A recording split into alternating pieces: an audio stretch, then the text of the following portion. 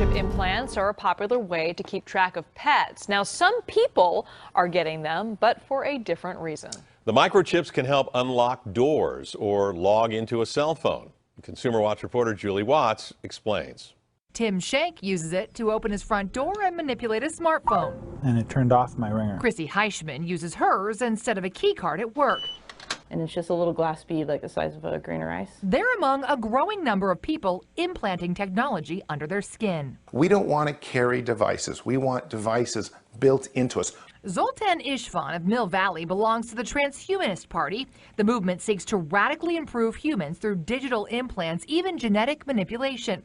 For now, a common procedure, implanting programmable RFID chips under the skin. But instead of a doctor's office, many are turning to tattoo and piercing shops. We're doing the procedure start to finish just like we would do an earring, a nose ring, a belly button ring. It's just a little piece of glass. The online company Dangerous Things sells the device and injection kit for $57. But they're not alone. A San Francisco company is developing tiny implantable digital tattoos. They'll authenticate credit cards, track your location, even collect health data. But the next big thing does present an age-old tech problem. I have the older chip now. I need to get the upgrade. Constantly being forced to upgrade implanted technology can mean a pain in more than just the pocketbook.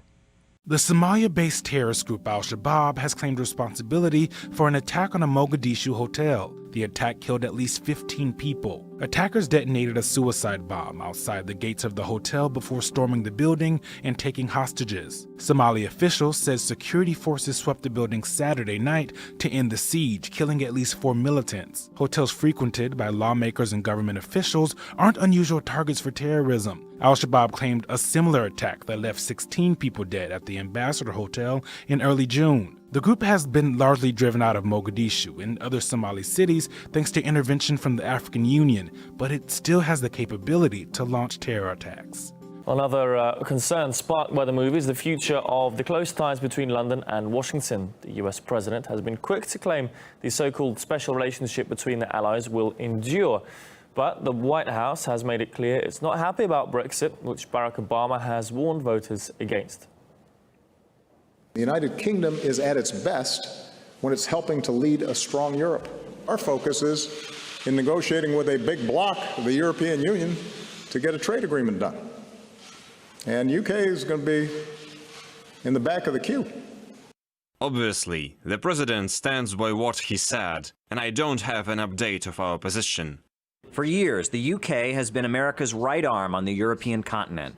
Relations between the two countries have traditionally been strong, even bordering on intimate. Just as our nations share a special relationship, David and I have shared an extraordinary partnership. Incredibly close. This relationship has allowed the U.S. to have greater involvement in European affairs.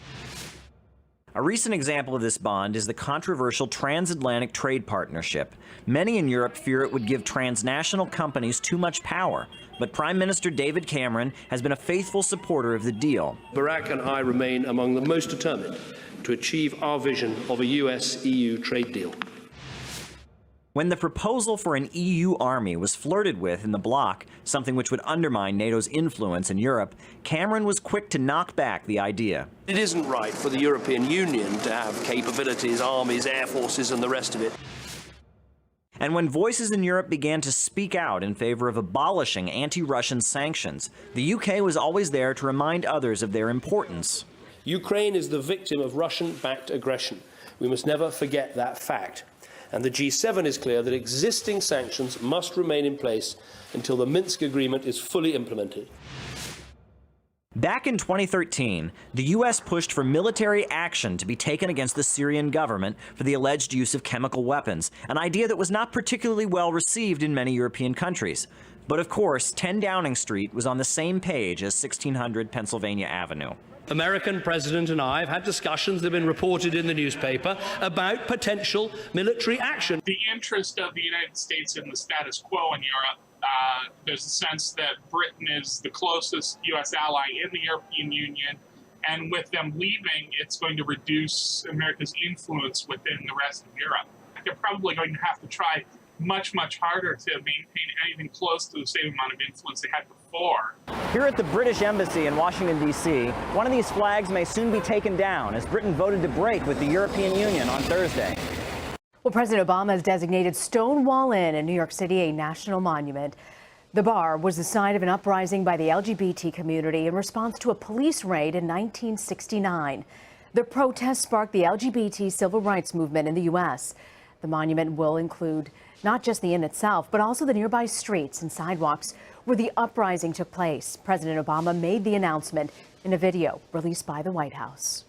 So this week, I'm designating the Stonewall National Monument as the newest addition to America's national park system. Stonewall will be our first national monument to tell the story of the struggle for LGBT rights.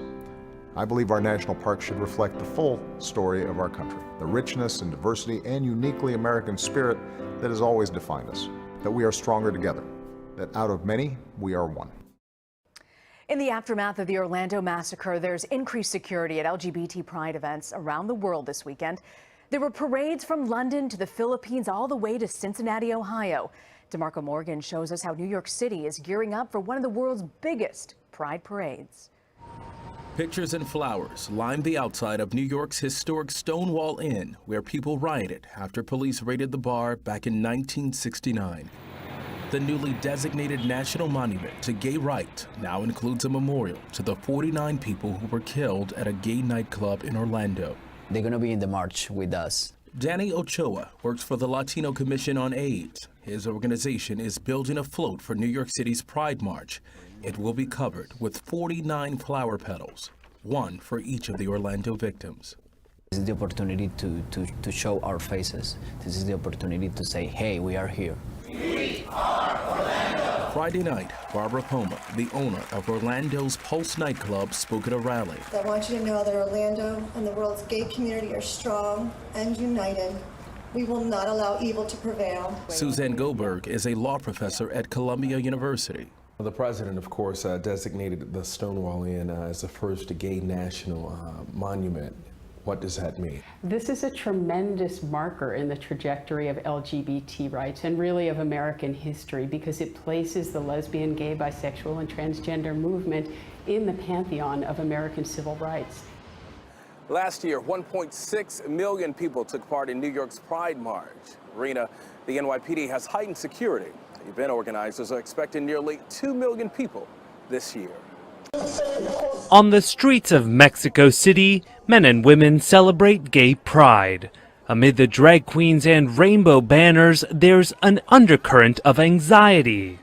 These festivities come just 2 weeks after a gunman killed 49 people at a gay nightclub in Orlando, 3 of them Mexican citizens. Well, we have already seen the recent events filled with lots of violence and hate, but also hate among the same LGBT community. A lot needs to be done in terms of acceptance, but also ourselves, to break all the stereotypes and finally grow happy and healthy. For many here, this parade and other public displays of tolerance have taken on even greater importance post-Orlando. They say the parade is their way of honoring the lives of the 49 victims. Well, June is National Gay Pride Month, and as those parades are happening, we have something special happening here in Arizona. The LGBT community is celebrating with the Miss Gay Arizona pageant. Yeah, it is the first and the longest running female impersonator pageant in the country. It's tomorrow at the Tempe Center for the Arts, and joining us this morning is the reigning Miss Arizona here, Nevaeh McKenzie. Yeah, thanks for being here with an all glamorous glory. Yes. We love it. We love it. Never too early for that. Very though. early. It really isn't. So tomorrow's pageant is in Tempe, and I love this. It's actually called Sparkling Diamonds, a Night at the Moulin Rouge. Yes. I wouldn't expect anything less. I mean, we have to do it big, right? Yeah. So tell us a little bit about the pageant. What is it all about? It's the Miss Gay Arizona America pageant, which is a qualifying state preliminary to Miss Gay America. It is celebrating its 31st year here in Arizona, but the Miss Gay America system is one of the longest running pageant systems for female impersonators in the country. So Wow. it's one of the, so Arizona America is one of the most prestigious titles here, and really one of the most prestigious titles in the nation.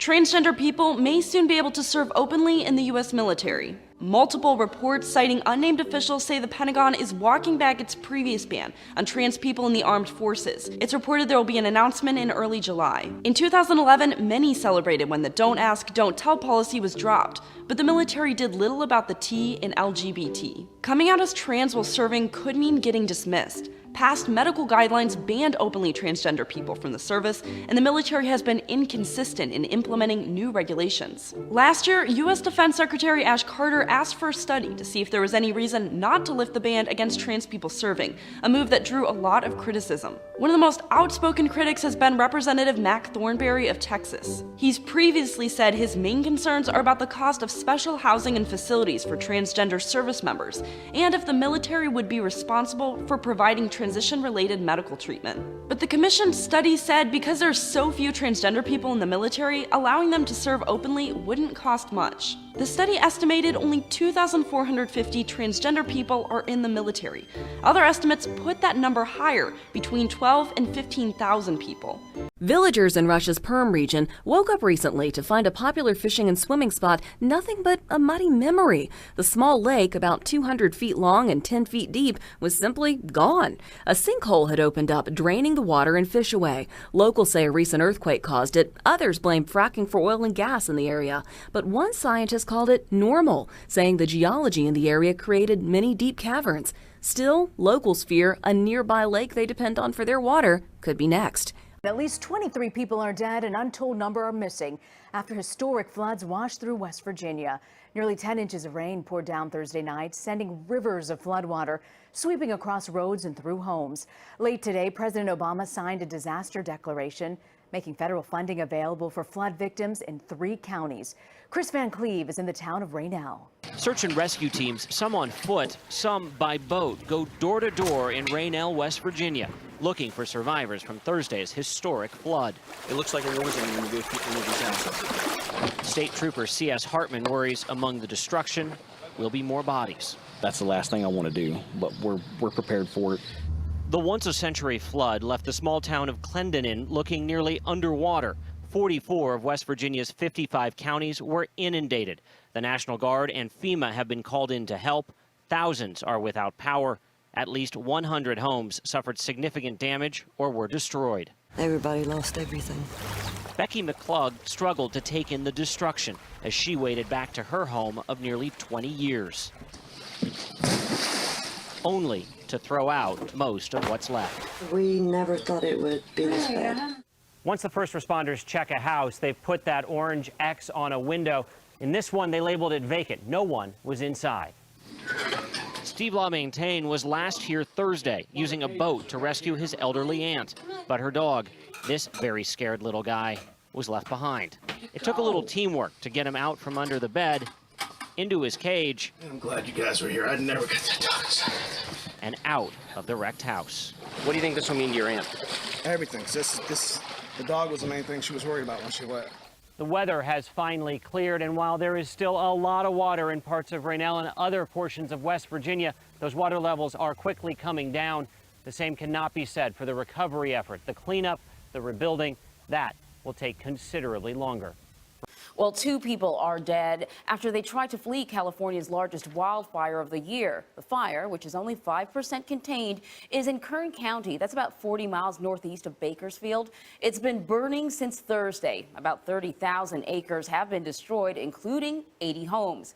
Carter Evans has more from Lake Isabella, a community just on the edge of the fire. Carter, good morning.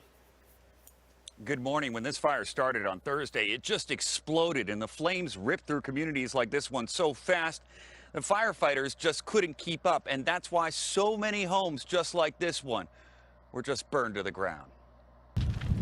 An inferno of destruction tore through rural mountain communities near Lake Isabella, overwhelming firefighters as home after home went up in flames. It was my grandparents' home. I grew up in that house, and it's not even the things inside of it. It's something you can't replace.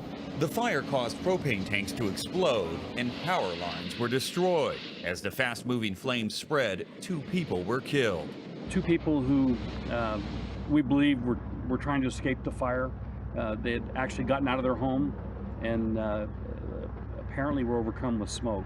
Some 800 firefighters are attacking the wind-whipped flames, but Louis Garcia saw no one when the fire closed in on his home. The house next door was already burning. It was engulfed. It was just a wall of fire. Couldn't hardly breathe, couldn't hardly see. His neighbors came to the rescue, climbing on his roof with garden hoses. If your neighbors hadn't pitched in, if you hadn't hosed down those trees. Well, I don't think I'd have a house today. This is the most destructive fire in a week that has seen drought-stricken California hit with several major wildfires.